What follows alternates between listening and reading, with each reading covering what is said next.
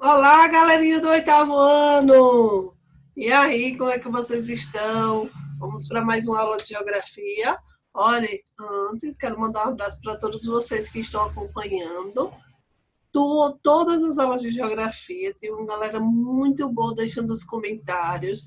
Estou gostando de ver. Viu? Um abraço para vocês aí do José Pablo, do Osés, do Jaime, do Francisco Moreira, né? Todas as escolas do município de Itabaianinha. Então vamos lá, galerinha do Estudo em Casa. Vamos que vamos, vamos dar continuidade ao nosso conteúdo. Deixa eu colocar aqui meus slides rapidinho. Aguardem aí, bem rápido. Estou colocando, agora vai. Então vamos lá, então vamos dar continuidade ao nosso assunto, né? Estamos estudando Canadá e México. Eita, não coloquei a página, mas ficamos aí no conteúdo de indústria, certo?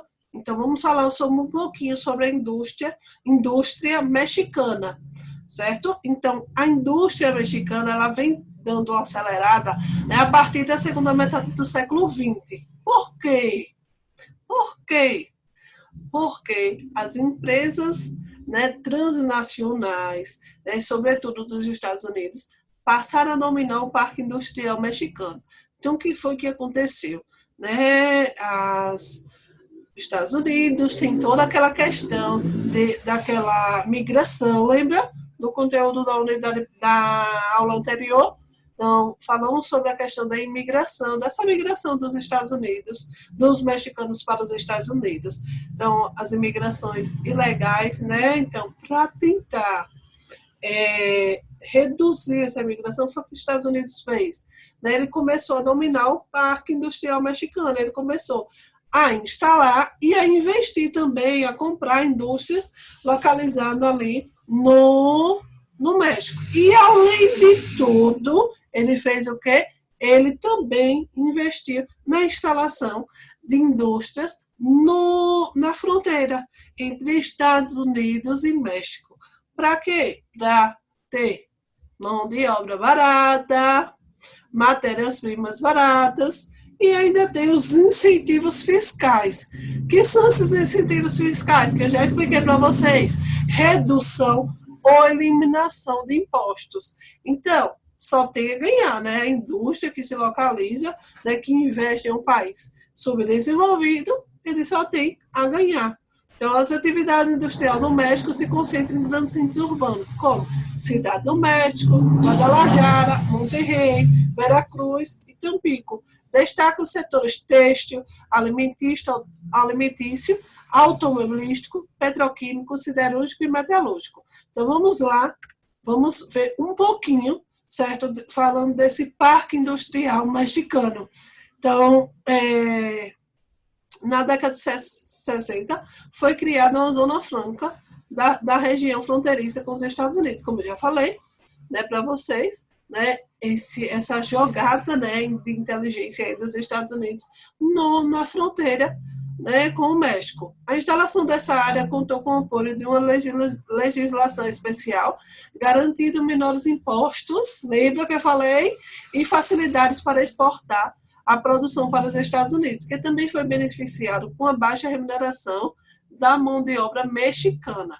Esse processo deu origem a um modelo de unidade fabril conhecida como a indústria maquiladora.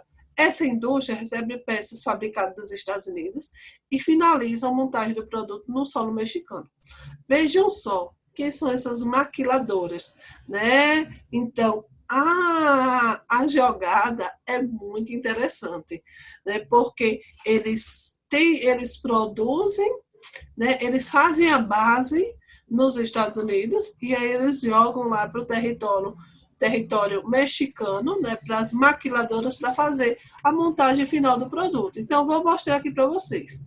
As maquiladoras são empresas de montagem, como eu já falei para vocês, e acabamento dos produtos para exportação e são instaladas em território mexicano. A grande maioria é norte-americana, mas há também japonesas, também existem as canadenses e as coreanas. Elas trazem peças e componentes que foram fabricados em outros países para montar os produtos no México, principalmente eletroeletrônicos, peças de automóveis e textos. peças para serem costuradas. Um exemplo, a indústria têxtil, né? Costura. Vamos dizer que eles fazem uma calça. Eles fazem o corte nos Estados Unidos. Eles cortam e eles mandam para as maquiladoras mexicanas para fazer o quê? A costura, para fazer o acabamento, né? Para serem costuradas no território mexicano, nas maquiladoras mexicanas. Por que, professor Isana, eles fazem isso? Porque, vejam só, mão de obra barata. E, além de tudo, como eu já falei para vocês, eles estão reduzindo uma grande quantidade da população que ficou no território mexicano. Disse assim, eu ia para os Estados Unidos em busca de emprego. Não, agora eu tenho emprego, eu vou ficar por aqui mesmo. Mas eles pagam mal. A mão de obra é muito barata. Mas você tem um emprego, certo? Eles conseguem ter um emprego. Eu acredito que seja melhor você conseguir, você continuar no seu país de origem legalmente, né, de que você fazer essa migração maluca e ir para outro país, para os Estados Unidos, e viver ilegalmente, correndo perigo, né, não podendo ser visto por fiscais, e porque você pode ser mandado de volta para o seu país, pode ser preso, e etc. coisas que as pessoas podem sofrer. Certo? Então, vou retornar. Vamos lá. Então, vejam só. Por que os Estados Unidos mandam um material para as maquiladoras, para fazer a montagem, para terminar, fazer o acabamento, por exemplo, na costura, como eu estava dando exemplo. Por quê? Vejam só. Um funcionário que ele paga lá na indústria norte-americana, lá nos Estados Unidos, um funcionário que ele paga lá, ele vai pagar no México 3 ou 4 funcionários. Então, a mão de obra do México é muito barata. E aí, o que vai acontecer? O que vai acontecer? Vai acontecer que os Estados Unidos só saem ganhando. Eles conseguem absorver toda essa mão de obra e aí eles vão lucrar mais e mais, ok? Vamos lá.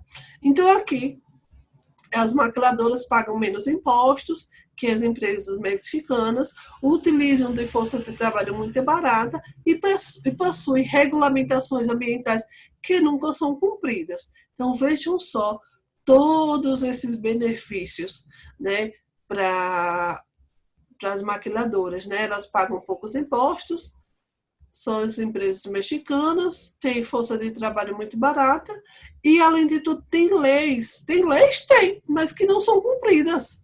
Leis ambientais que não são cumpridas, então, só favorece a instalação. Vamos lá, vamos com tudo. Dando continuidade, falamos agora sobre o extrativismo. Então, existem diversas extração de recursos minerais, né, no território mexicano. Alguns exemplos: prata, chumbo, ferro, gás natural, cobre e petróleo. Então, aqui essa imagem não ficou muito bem, né? Não ficou boa para mim o mapa, mas vocês observam aí no mapa do livro de vocês. E também no México existem grandes reservas de petróleo, que lá é um principal produto para exportação, certo? O México está entre os maiores produtores mundiais de petróleo. Então, o petróleo bruto é muito pesado e exige refino especial para a obtenção do subproduto, como a gasolina e o óleo diesel, que eleva os custos. Então, observem que o México, apesar de ser um país subdesenvolvido, considerado um país pobre, ele existe várias riquezas minerais, né? Vocês observaram aí, existe uma diversidade de recursos minerais nos solos mexicanos. A produção do petróleo também é alta, né? Então, a cada ano que passa, ela vem sofrendo alterações, ela vem aumentando. Sempre tem um ano que aumenta, tem um ano que cai, tem um ano que, né? Mas é assim, são altos e baixos em qualquer tipo de exploração, de exportação também. Então, desde 2014, com a alteração na legislação, a exportação do petróleo no país é monopolizada pela empresa estatal Petróleos, que é a Pemex, foi nacionalizada e passou a ser feita também por empresas privadas. As reformas implantadas visam estimular a exportação de petróleos em águas profundas do México e impulsionar a extração de gás xisto, fonte de energia que vem ganhando importância e já transformou a realidade energética dos Estados Unidos, o maior produtor desse gás. Então, o México, né, ele apresenta novos processos de licitação para as áreas produtoras de petróleo e gás natural. Então, vocês observam que era uma empresa, né, um monopólio, né, que domina toda essa questão da exportação, né, e toda essa questão da exploração do petróleo e do gás natural, né, no México. Urbanização. E aqui nós vamos falar de quê? De crescimento das cidades. Urbanização é o quê, professora Isana? É esse crescimento das cidades. Então, urbanizar, né, crescer as cidades. Então, o processo de urbanização do México é parecido com o do Brasil, viu? Por quê, professora Isana? Porque foi de uma industrialização tardia. Então, nosso país também foi de uma industrialização tardia. Então, como assim, professora? Então, vejam só. Qual foi o fator que levou o número desse êxodo rural, essa saída das pessoas do campo para a cidade? O que foi que ocasionou, né, essa saída? Foi o quê? A industrialização. A modernização do campo faz com que as pessoas percam aquele emprego. Por exemplo, o cara lá que, né, trabalha na roça, ele trabalhou sempre roçando, plantando, colhendo, né, ganhando seu dinheirinho. Tem pessoas que têm salário, né, que têm um contrato com aquele empresário. E o que foi que aconteceu quando a máquina veio? A máquina hoje faz quase tudo, não é assim? Então, quem tem dinheiro tem máquina que faz tudo.